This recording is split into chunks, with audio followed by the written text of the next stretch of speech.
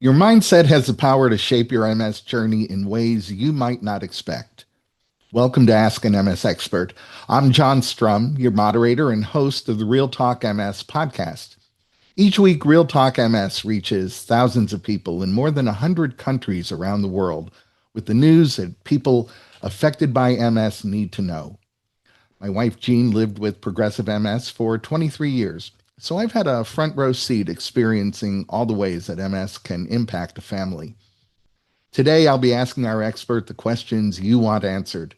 MS navigators are here throughout today's live program, answering your questions and connecting you to resources. Your mindset is one of the most powerful tools you have when it comes to managing MS, and a growth mindset can make all the difference in how you approach your MS journey. Joining us today to talk about cultivating a growth mindset is Dr. Miriam Franco. Dr. Franco is a psychologist with advanced certifications in eye movement desensitization and reprocessing, also known as EMDR, and in guided imagery. Dr. Franco is also a social worker and a certified MS specialist. Welcome, Dr. Franco. Thanks for being with us today.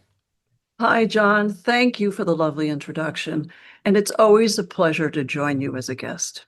Well, I hope you'll start us off by explaining what a growth mindset is and how it's different from a fixed mindset. Maybe share some examples of each. Certainly. As our audience well knows, you don't simply adjust to MS and then you're done. We all grow up in families where we develop strategies for surviving our families and coping. And though it's served us well in the past, we tend to continue these same strategies with new loved ones and new people, even though they're not always adaptive any longer. So we all have ways we've become attached to taking ourselves through challenges, overcoming math anxiety, increasing performance as an athlete, maybe learning new roles in life with rehearsal and practice. But adult life is full of change. Change involves losses and gains. And adult life, just like living with MS, which is a lifelong condition, involves ambiguity and complexity. So we might have a fixed mindset that helps us with a very specific, severe, yet solo health challenge, like preparing for a major surgery. We might learn how to reduce jitters around going under. And then once the surgery's over, we put us behind us and we put it in this internal library and we forget about it. Or we get attached to a way that works for us, that's easy for us, or a model of mind, some way that we coped with distress and radical change before. But with MS, which can sometimes involve a series of many changes all at once, or a major loss in functioning, a return of a symptom where we don't move back to a prior level of functioning, it requires a different level of loss, of mourning, and adaptation. So coping and living well with MS requires a growthful mindset. And I like to think of that as more of a type of attitude, an orientation, a perspective towards learning. It's a process. It's a process that embraces flexibility and curiosity. It's a way you engage in learning to interact with what's happening now and what do I need to do, even if it's small, to start changing. You know, a fixed mindset can be very soothing because it's some way we already know. But sometimes we say to ourselves, I must get this, or I must relieve this, or if this doesn't happen, I can't fathom how I'm going to cope. And so we get attached to what we already know. And there's an old saying, I think it's a Buddhist saying, that if you hold on to something too tightly, you stop interacting with it. So a growthful mindset over time is internalized. All good therapy processes promote a growthful mindset. Therapeutic processes are like that also. It becomes a way you start to take yourself through something, a process by which you learn to cope with life's ups and downs. You start to value it. It starts to be a way you are going to take yourself through the experience, even if you don't know the outcome yet. So examples of a growthful mindset. Oh, let me just pause for a moment. Something that psychologists have really studied and may seem ironic or counterintuitive to our audience is that disease severity is actually the weakest predictor of quality of life. That's kind of astounding. We actually have found that psychological factors are better and more important predictors of individual adjustment. So what does that mean in coping with MS? Well, when you have MS and you're faced with a loss or some sudden bout of fatigue that barrels in out of nowhere and may last for days or weeks, you have to shift. And you have to be authentic about this. These are real stressors. These are things that are unpredictable. You're not sure how you're going to cope because you don't even know how long it will last.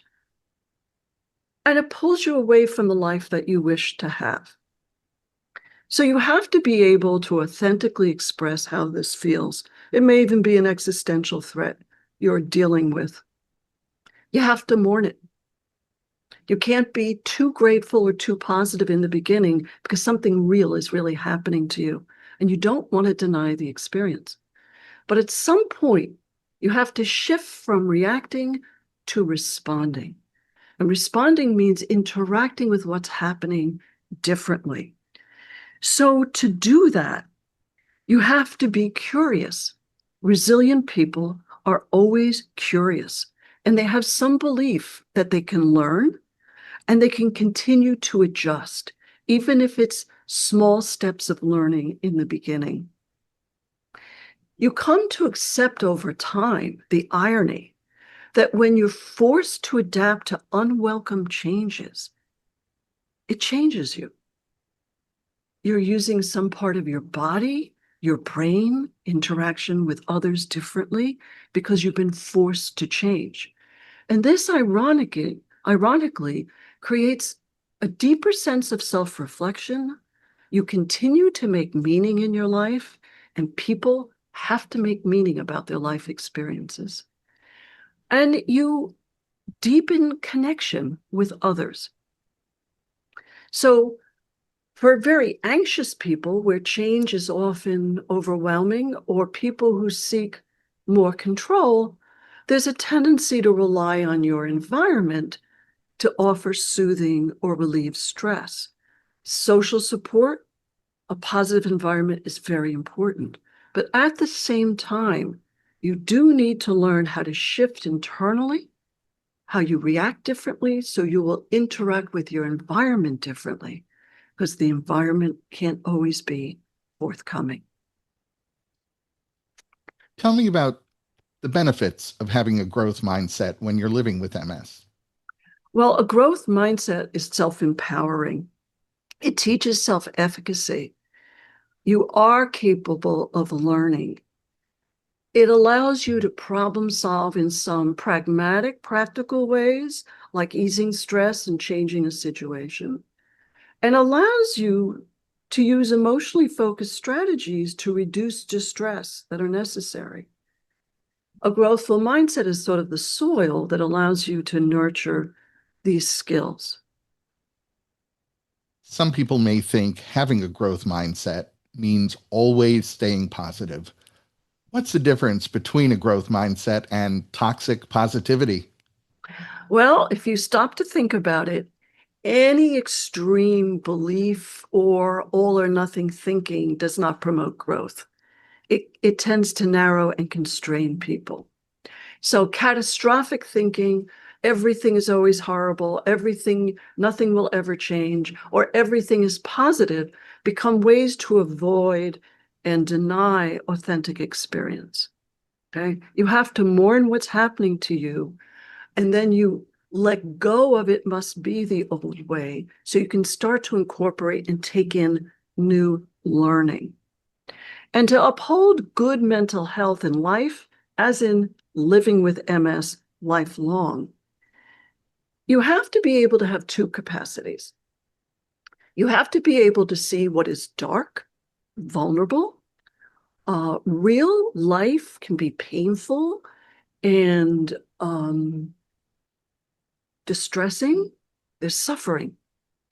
At the same time, you have to, maybe not in the same breath, but in another moment, live with illusion. You have to believe change is possible. We don't know the future. Life is always changing, even if sometimes at a small rate. And how we look at the future is always dependent on how we feel in the present moment. That changes, and how we see the future changes. So to give you a classic example of this, if you have older teenagers that are coming of age to drive, in America, in most parts of America, you're not going to cope very well and participate if you can't drive. So parents have to teach what's vulnerable, what is the high risk of driving, the threats, the possible harm, and they have to be cautious.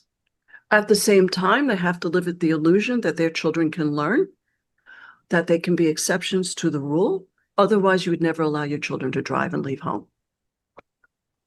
We heard from Hannah, who says she feels like she has a growth mindset while she's at work, but she finds that she has a fixed mindset when it comes to managing her MS. Can people have different mindsets depending on the situation they find themselves in? Absolutely. Because adults and people are complex and they have lots of parts. And even every individual has a trait that's wonderful and adaptive in one situation and not adaptive in another. Think about the woman who's shy and introverted and socially withdrawn, and she's very attracted to her boyfriend who's affable, social, a conversationalist, and draws people out. She's so attracted to this trait. It helps her to grow. Flash forward several years later, they're married. She's sitting at a table in a restaurant waiting to order, while for 25 minutes, her husband is talking to everybody he knows in the restaurant. So the same trait is not adaptive in that situation. Mike tells us that he wasn't born with a growth mindset, so he feels that there's no point in trying to change that. Is it true that you either have it or you don't? No, it's not true. In fact, the psychologist Carol Dweck, associated with Stanford University, she introduced the phrase growthful mindset and she studied it. And she determined this is not built in, it's not innate, that people who learn to persevere and hone these skills continue to adapt to life's adversities and to continue to learn and to grow. Let's talk about ways that people living with MS can cultivate that growth mindset. You know, setbacks are normal and an inevitable part of living Right, with MS. right. How can someone view setbacks as opportunities for growth instead of seeing them as obstacles? Well, I'd like to use a very common symptom that everyone with MS shares, which is bone wearying fatigue. One of the hardest things that people with MS find is trying to explain what it's like to have fatigue to other people and loved ones. Some people have fatigue that comes around 2:30 or 3 o'clock every afternoon. It's not pleasant, but it's a little bit predictable. They might plan their day around it. But for most, it comes in like a weather front. You don't know if it'll last for hours or weeks. So when I work with people with MS, I let them hate rest periods.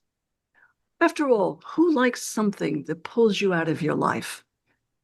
I do reframe it though, and I educate them about fatigue. I teach them that fatigue is your central nervous system calling out for rest. This is just like having a hunger pang. You must eat. The only difference is you can eat a meal and maybe stave off the hunger pang for a while. Fatigue can last longer. You must allow for rest periods because it will be at risk for you if you do not. So even if you don't have new lesions, MS is an inflammatory disease, and fatigue is a part of the inflammatory process. So what I do is I pair a new experience and a new learning with the fatigue.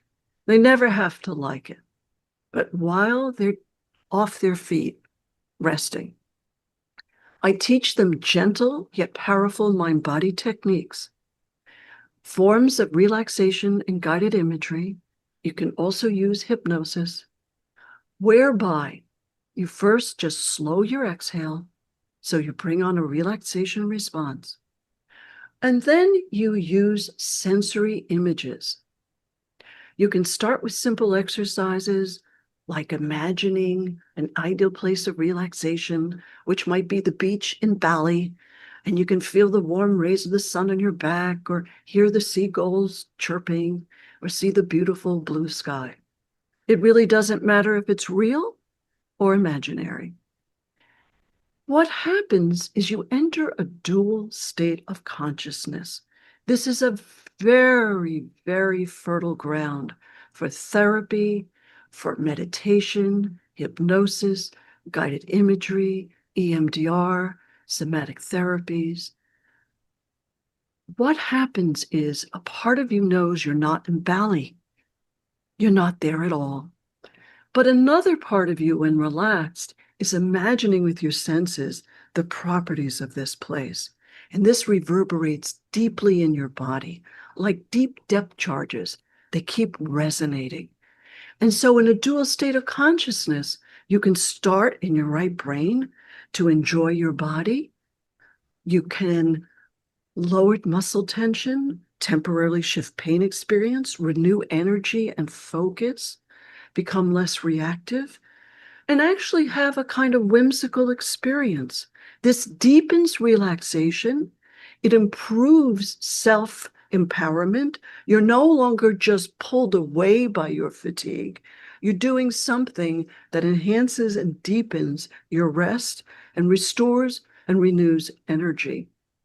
And you're using a different part of your mind. You're turning on your own natural pharmacy. An active imagination is better in the right brain than your left brain, because it's not, what's going to happen next? Am I deserving? What does this mean? Will this last forever? It's, how does this feel now? And how, when I feel less stressed, I can interact with it. This brings on rapid shifts in behavior and perception and open receptivity to new learning. You know, there are so many external factors that influence who we become, how we process the world around us. I'm wondering, how might someone's culture, their upbringing, their community shape their beliefs about growth and resilience? Well, they always do, because your family is your first primary social group. So you learn all your positive and negative health behaviors and beliefs first with your family. Certainly, just like individuals who have MS, we encourage education because that increases coping skills. I encourage families to get educated. That also increases their capacities to cope with the individual family members' MS. But certainly families that are anxious or overprotective are not encouraging often risk-taking and growth and learning new experiences. You need some safety, but you also need dynamism in life to grow and change. MS support groups are natural fertilizers for developing a growthful mindset. They share resources. They offer support. They believe that one can continue to connect. There's optimism about change. It's easier to become optimistic about change when people you know experience change. It's immediate. It's tangible. MS support groups make safe experiences for learning, for having mistakes. MS support groups connect you with other people. This is promoting an adaptive, mindful growth set. Lakin tells us she's always been a go-getter, and setting goals helps her achieve. It helps her progress. It helps her see that progress. But now that she lives with MS, Lakin is unsure about how she'll feel day to day, and achieving those goals, it sometimes feels impossible. What advice do you have for Lakin? Yeah, absolutely. Because, a condition means variable states, things keep changing. So, goal pacing is very important. When you're more fatigued, you have to be off your feet, and you may have to do smaller goals and at a different pace. You may do something with your hands. You may do relaxation, guided imagery, stress reduction. You may fold laundry. It may not be your big goals, but it is important to do something each day when you're less able to accomplish big goals that make each day distinguishable so they don't blur together. Pacing yourself is very important. So slower goals means having more patience. As you have more energy, you'll go back to bigger goal setting. As a single working mother who lives with MS, Keisha experiences a lot of stress and anxiety. She says she doesn't have a lot of time to focus on creating a growth mindset, but she's heard it can help her mental health and well being. What are some small steps Keisha can take to begin this journey? Well, um, parents with small children who are working hardly have any time to go inside their own mind, let alone be in a bathroom by themselves.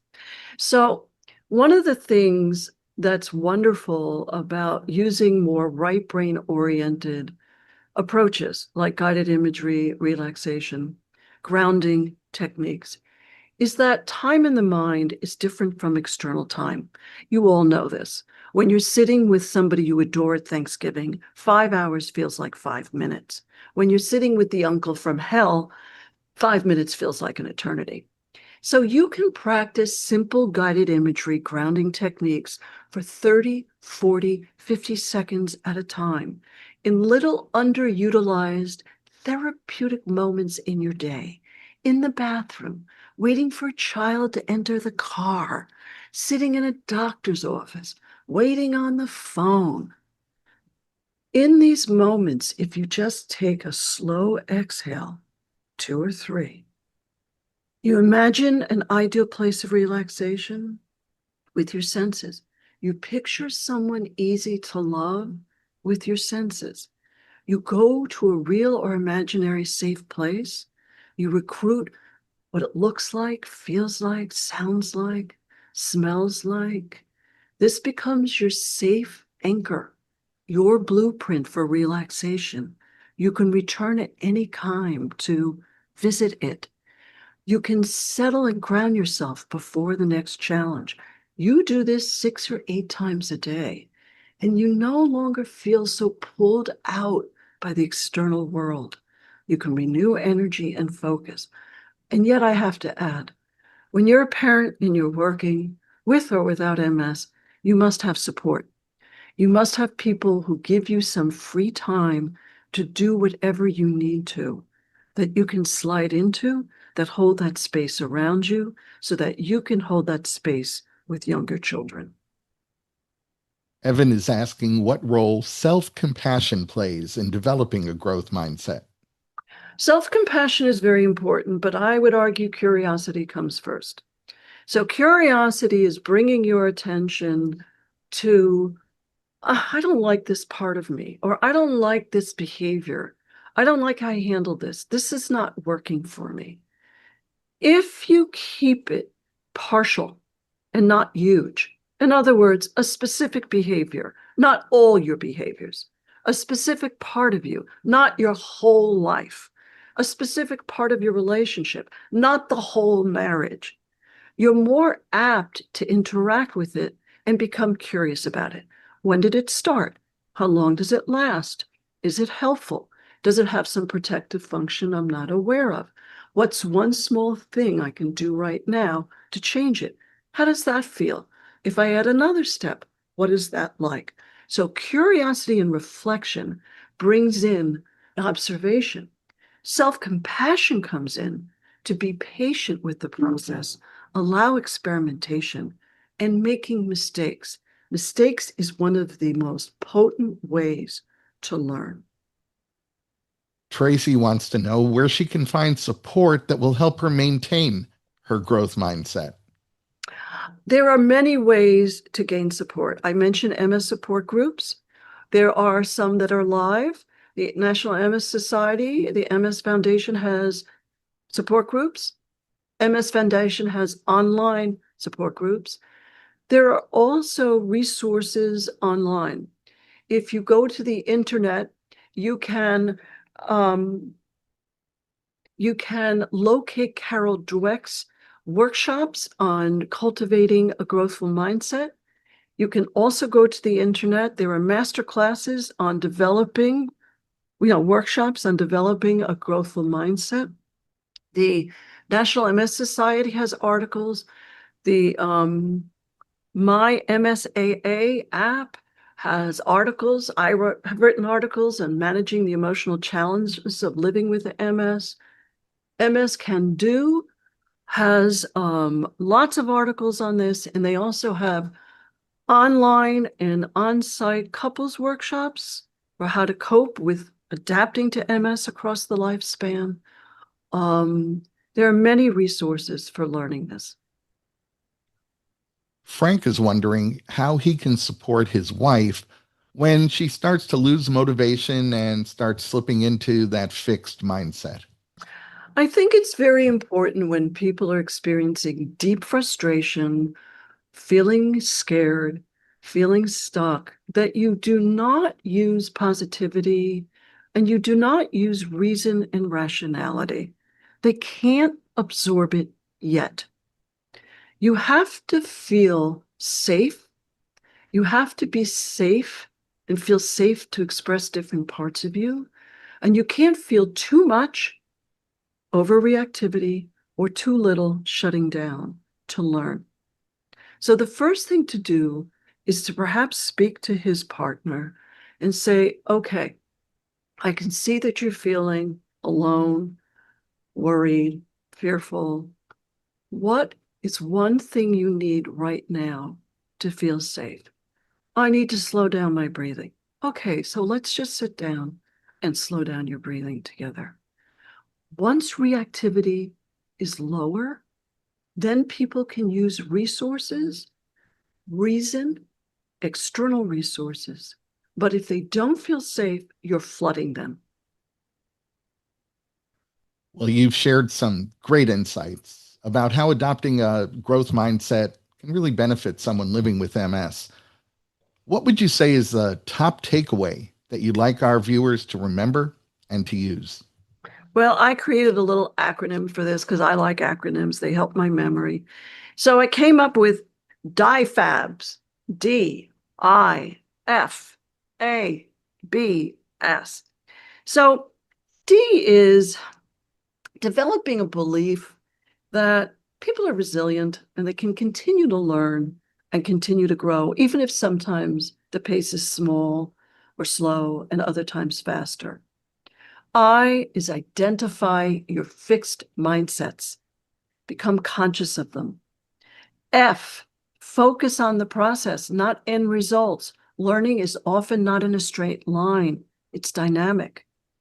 A, accept losses and setbacks.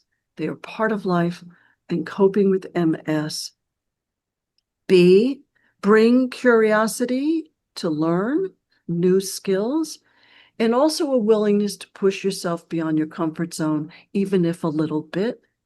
And S, substitute the word failure with a new word, learning. Well, I want to thank you for being with us today, Dr. Franco. Thank you for having me. Today's program survey has now been posted in the chat for your feedback. Please take a minute and complete it to help us create programs and topics with you in mind. Please be sure to visit the National MS Society's website for information and resources on MS, connection opportunities, and ways for you to get involved. You can also connect with an MS navigator to receive personalized support by phone, email, or through the Society's website by chat. A recording of today's program will be posted on the MS Society's website at nationalmssociety.org/msexpert, as well as on Facebook and YouTube. Finally, I'll invite you to join me each week on the Real Talk MS podcast, where we continue the conversation that we start here. You can find Real Talk MS on Apple Podcasts, Spotify, Amazon Music, or wherever you find your favorite podcasts. Thanks for joining us for Ask an MS Expert. We'll see you next week.